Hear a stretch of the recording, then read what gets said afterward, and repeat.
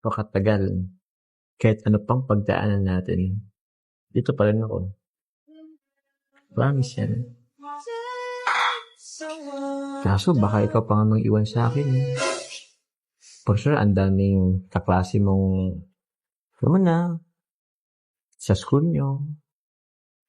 Kami namin, kakasalamuhan namin, mga nanay. Sa inyo, halos kasing edad mo lang din. Tsaka, ano yung nababalitaan ko? Parang may pumuporma daw sa'yo, ah. Paano naman nalaman yun? So meron nga. Meron nga, seryoso nga? Meron? Wala. O ba't mo nasabi paano ko nalaman? So meron nga. Wala naman. Mga ano lang. Ano? Mga nagpapapansin lang. Oh? Pero syempre, hindi naman kita ipagpapa. Mga kilig-kilig. Ikaw, ah. Siyempre, nigurado lang. Huwag mo nang pagpapansinin yun. Yun na naman ay narinig ko lang. Alam mo naman, meron tayong mga kakilala dyan.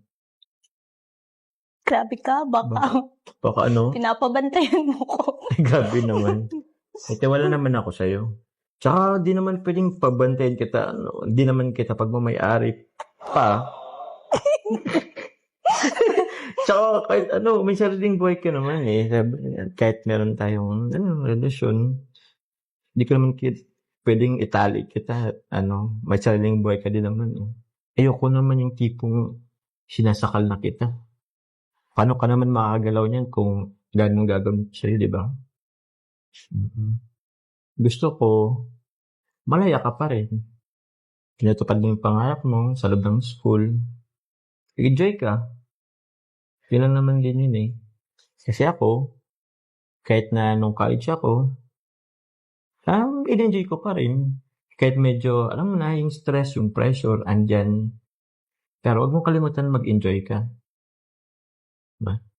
Tulad yun. Diba? Sinet ahead mo ngayong araw yung school. Ngayon, nag-ilog tayo. Diba? Kumbaga, nag-create tayo ng memories. Kahit na nag-aaral tayo. School life balance, yun lang. Buti nga eh. Nandyan ka. Nandyan kayo. Sila kuya. Kasi talagang nahirapan din ako maghanap ng kaibigan. Ganun talaga yun.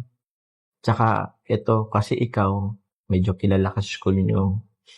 Meron at merong pwedeng lapitan ka, pero di mo alam kung totoo sila sa'yo. So, maging mapilit ka rin. Dapat alam mo yung mga kaibigang sasamahan mo.